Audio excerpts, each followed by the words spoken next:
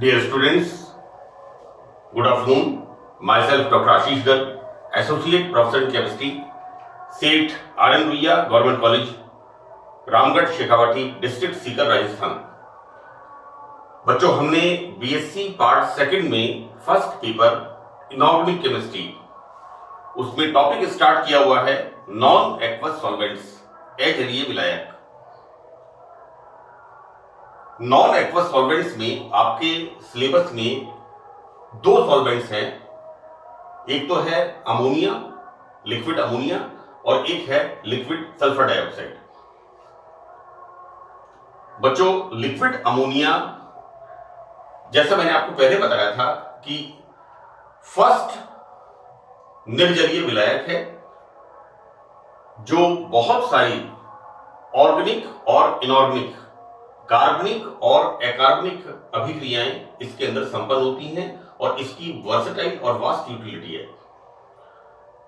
बच्चों, एक तो अमोनिया की विस्कोसिटी बहुत कम होती है, इसके कारण इसकी लिक्विड, जिसे हम कहते हैं तरलता, ज्यादा होती है, और तरलता ज्यादा होने से हम जब कोई रिएक्शन कराते हैं तो रिएक्टेंट के आयंस की जो मोबिलिटी होती है, गतिशीलता, लिक्विड अमोनिया में बहुत ज्यादा होती है। इस कारण से अभिक्रियाएं बहुत ही प्रिसाइसली, अच्छी तरह से यहां पर इस रिएक्शन से इसमें संपन्न होती हैं। बेसिकली अमोनिया का डाइलेक्ट्रिक कांस्टेंट अराउंड 22 होता है और वाटर का डाइलेक्ट्रिक कांस्टेंट 80 होता है। बच्चों, हम शुरू से एक चीज देख रहे हैं कि हम जब भी किसी सॉल्वेंट के बारे में बात करते हैं तो हम उसका कंपैरिजन वाटर से करते हैं, क्योंकि वाटर का डाइलेक्ट्रिक कांस्टेंट 80 होता है और डाइलेक्ट्रिक स्थिरांक किसी भी विलायक में जो विलय होते हैं, सॉल्यूट, जिसे हम सॉल्वेंट के अंदर डाल करके सॉल्युबल करते हैं, उसकी सॉल्युबिलिटी का माप होता है।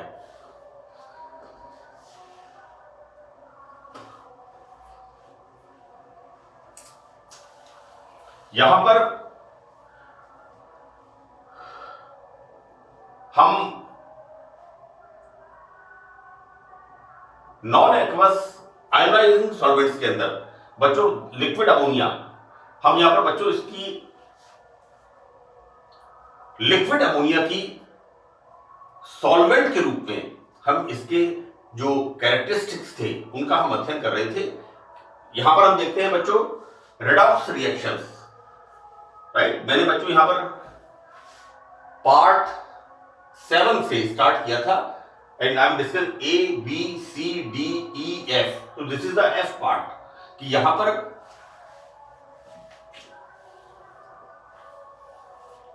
हम देखते हैं कि रेडॉक्स रिएक्शंस के लिए ऐसी अभिक्रियाएं जिनमें एक साथ रिडक्शन एंड ऑक्सीडेशन दोनों प्रोसेस चलते हैं, उनके लिए लिक्विड अमोनिया एक बहुत ही अच्छा सॉल्वेंट होता है। बच्चों, यहां पर देखिए आप कि रेडॉक्स रिएक्शंस में वाटर, जल आसानी से अपचयित होने की प्रवृत्ति होती है। यानी रेडॉक्स रिएक्शंस के अंदर एक्चुअली रिएक्शन होनी तो चाहिए रिएक्टेंट्स के बीच में, लेकिन यहां पर वाटर रिएक्शन में भाग लेने लग जाता है, जबकि हम यहां पर माध्यम की बात करते हैं कि माध्यम के अंदर दो क्रिया कारक आपस में क्रिया करें और नए प्रकार के यहां पर प्रोडक्ट बने, हम जो रिएक्शन करते हैं। लेकिन यहां पर हम देखते क्या है कि रेडॉक्स रिएक्शंस के अंदर वाटर आसानी से अपचयित होने की प्रवृत्ति होती है, अतः जलीय तंत्र में प्रबल अपचायक काम में नहीं लिए जा सकते। यानी यहां पर हम स्ट्रॉन्ग रेडॉक्स रिएक्शंस को हम वाटर सिस्टम के अंदर नहीं करा सकते। पानी को, जल को यहां पर सॉल्वेंट में हम नहीं ले सकते। नहीं तो क्या होगा कि इन रेडॉक्स रिएक्शंस में जल में से हाइड्रोजन निकलना शुरू हो जाती है और जैसा मैंने बताया कि जल अपचयित जल जो होता है वो उसका स्वयं का अपचयन होने लग जाता है। तो बच्चों यहां पर जलीय विलयन में केवल वे ही अपचायक काम में लिए जा सकते हैं जिनके अपचयन विभव इलेक्ट्रोड पोटेंशियल श्रृंखला में हाइड्रोजन के नीचे आते हैं। बच्चों जो ऑक्सीडेशन रिएक्शंस होती हैं उनके लिए वाटर यहां पर एक उत्तम विलायक है, यानी water is a good solvent, लेकिन जो अपचयन अभिक्रियाएं होती हैं उसमें हम वाटर को यूज नहीं करते क्योंकि सॉल्वेंट स्वयं रिएक्शन के अंदर इन्वॉल्व होना शुरू हो जाता है। जल ऑक्सीकरण के प्रति काफी हद तक स्थायी होता है, अतः जलीय तंत्रों में ऑक्सीकरण अभिक्रियाएं आसानी से की जा सकती है। राइट, यहां पर water is the safe solvent, water is the safe solvent for the oxidation reactions. Right, अब जल के कंपैरिजन में हम अमोनिया की बात करें। देखो बच्चों, हमने जितनी भी प्रॉपर्टीज की बात की है, चाहे वो डायपोल मोमेंट की बात की हो, चाहे वो विस्कोसिटी की बात की हो, चाहे हमने ammonia as a electron donor, ammonia as a proton donor, sorry electron donor, और ammonia as a proton acceptor, हमने जितने भी अमोनिया, लिक्विड अमोनिया के सॉल्वेंट के रूप में हमने प्रॉपर्टीज की बात की है, वहां पर हमने इसका कंपैरिजन वाटर से किया है। राइट, क्योंकि इनऑर्गेनिक रिएक्शंस के अंदर वाटर एक मेन सॉल्वेंट है, लेकिन अमोनिया का डाइइलेक्ट्रिक कांस्टेंट कम होने के कारण ऑर्गेनिक रिएक्शंस के अंदर, और नंबर एक डाइइलेक्ट्रिक कांस्टेंट कम होता है, राइट, इसलिए ammonia is a very good solvent for the organic in the organic reactions. एक बात, दूसरी बात कि अमोनिया की विस्कोसिटी बहुत कम होती है, जिस वजह से इसके अंदर जो कंपाउंड है उनकी रिएक्टिविटी फ्रीली कंडक्ट हो सकती है।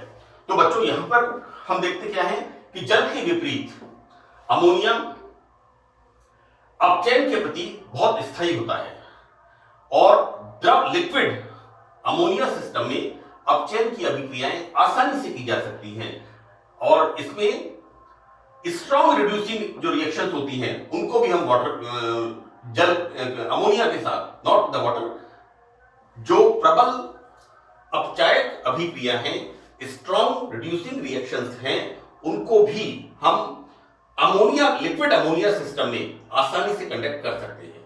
राइट, तो ये एक छोटा सा मैंने आपको बताया है कि किस तरह से रेडॉक्स रिएक्शंस में लिक्विड अमोनिया एक अच्छा विलायक है, जबकि वाटर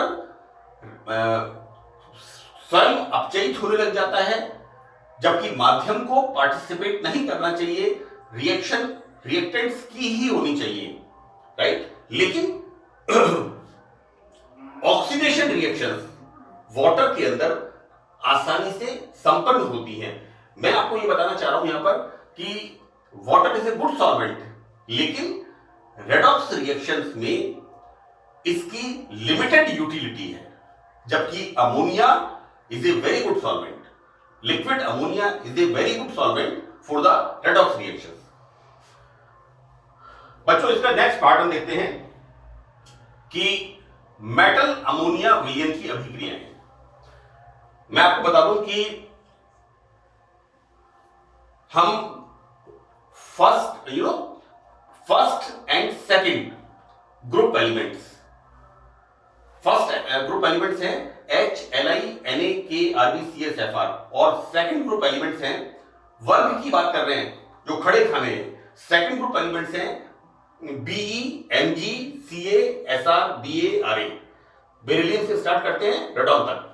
यहां पर बेरिलियम के अतिरिक्त liquid ammonia alkali and alkaline earth metals, बच्चों एल्कली मेटल्स हैं फर्स्ट ग्रुप मेटल्स, और एल्कलाइन ग्रुप मेटल्स हैं सेकंड ग्रुप मेटल्स, है ना। ओल्ड पीरियोडिक टेबल के अंदर इन्हें हम कहते थे first A group metal and second A group metal, लेकिन जो न्यू पीरियोडिक टेबल है उसमें हम इसे कहते हैं क्षारीय धातुएं फर्स्ट ग्रुप मेटल्स और एल्कलाइन अर्थ मेटल्स इनको हम कहते हैं सेकंड ग्रुप मेटल्स। तो बच्चों यहां पर हम देखते क्या हैं कि ammonia first group and second group alkaline metals को, यहां पर एक एक्सेप्शन है, बेरिलियम के अलावा बिना किसी स्पष्ट रासायनिक अभिक्रिया के घुल लेता है, तुरंत इसमें मेटल्स डिसॉल्व हो जाती हैं। इस प्राप्त विलयन का एक विशिष्ट स्पेसिफिक ब्लू कलर होता है। बच्चों इन विलयनों में निम्न गुण होने चाहिए। पहला, इसके अंदर ये जो सॉल्यूशन बनता है alkali and alkaline earth metal का लिक्विड अमोनिया के अंदर, एक तो आयनन ऊर्जा कम होनी चाहिए, नंबर 2 ऊष्मन ऊर्जा कम होनी चाहिए, और नंबर 3 उच्च, इसको हम कहेंगे सॉल्वेशन एनर्जी, सॉल्वेशन एनर्जी का मान हाई होना चाहिए। दिस इज द उच्च विलायकता ऊर्जा, अर्थात अणुओं का इलेक्ट्रोड पोटेंशियल उच्च होना चाहिए। तो यहां पर हम देखते क्या है कि क्षारीय एवं क्षारीय मृदा धातुओं के लिए लिक्विड अमोनिया एक बहुत ही अच्छे विलायक का काम करता है। यहां पर देखिए बच्चों कि ये जो हमने कहा कि liquid ammonia alkali and alkaline earth metals first and second group की मेटल्स के जो सॉल्यूशन बनते हैं उनके क्या कुछ फिजिकल प्रॉपर्टीज होते हैं कि नंबर 1, कोई भी मेटल अमोनिया में घोली जाए तो लिक्विड सॉल्यूशंस का एक जैसा अवशोषण स्पेक्ट्रम प्राप्त होता है, राइट। यहां पर जो एब्जॉर्प्शन स्पेक्ट्रम होता है वो सभी मेटल्स के लिए जो लिक्विड अमोनिया में डिसॉल्व होती है वो एक सा प्राप्त होता है। सेकंड, ये विलयन बहुत अच्छे विद्युत अपघटनी चालक हैं, इनके अंदर इलेक्ट्रोलाइसिस बहुत प्रिसाइसली होता है। सांद्र विलयनों का रंग कांस्य जैसा होता है एवं चालकता धातु जितनी ही होती है। तीसरा पॉइंट बच्चों इसके अंदर है तनु विलयन अनुचुंबकीय होते हैं जो अयुग्मित इलेक्ट्रॉन्स की उपस्थिति दर्शाते हैं, राइट। लेकिन सांद्रता बढ़ने के साथ साथ चुंबकीय मूलर प्रवृत्ति कम होती जाती है जो कि इलेक्ट्रॉन्स के युग्मन को बताती है, राइट। यहां पर बिल्कुल स्पष्ट है कि लिक्विड अमोनिया के अंदर जो हम मेटल्स को डिसॉल्व करते हैं उनके अंदर इलेक्ट्रॉन्स अनपेयर्ड होते हैं और अनपेयर्ड होने के कारण यहां पर प्रॉपर्टी होती है पैरामैग्नेटिक, राइट। चुंबकीय बल रेखाओं को आकर्षित करते हैं, जबकि हम इसके अंदर जब alkali and alkaline earth metals की कंसंट्रेशन बढ़ाते हैं तो वहां पर हम क्या देखते हैं, मोलर ससेप्टिबिलिटी या चुंबकीय मोलर प्रवृत्ति, जिसमें हम मैग्नेटिक प्रॉपर्टीज की जांच करते हैं। यहां पर बच्चों डायमैग्नेटिक प्रॉपर्टी यानी पैरामैग्नेटिक प्रॉपर्टी कम होती जाती है और डायमैग्नेटिक प्रॉपर्टी बढ़ती जाती है, जो इस बात को इंडिकेट करती है कि यहां पर इलेक्ट्रॉन्स का युग्मन प्रारंभ हो जाता है सांद्र विलयनों के अंदर।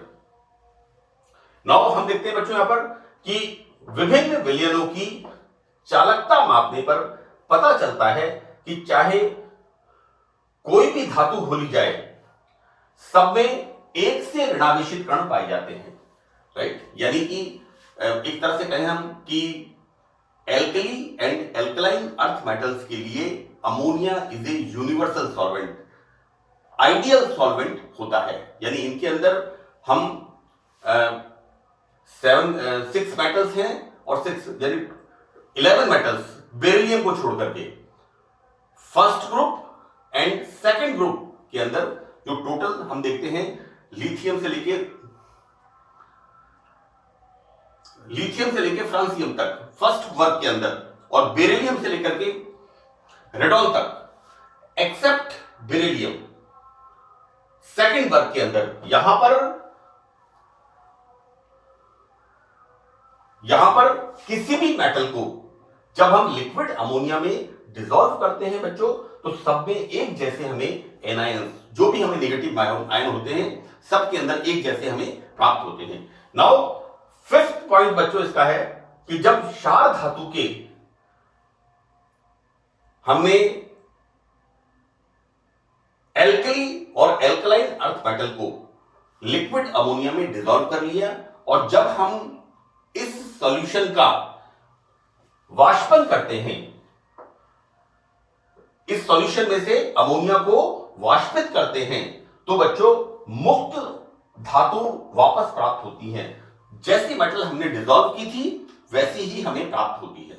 यानी यहां पर किसी प्रकार का ऑक्सीडेशन स्टेट में या किसी भी प्रकार की अवस्था में मेटल के चेंज नहीं आता है। फॉर एग्जाम्पल,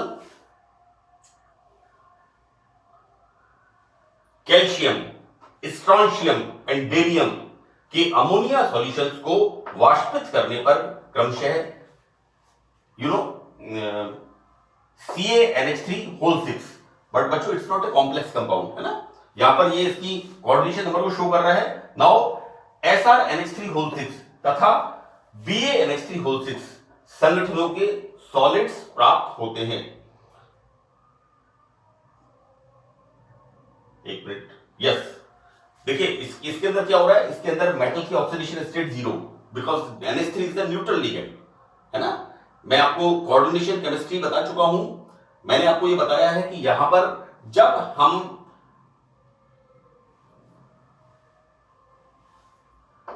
क्षारीय मृदा धातुओं क्षारीय मृदा धातुओं को अमोनिया के अंदर सॉल्यूशन बनाते हैं, और जब इस अमोनिया का हम वाष्पन करते हैं तो हमें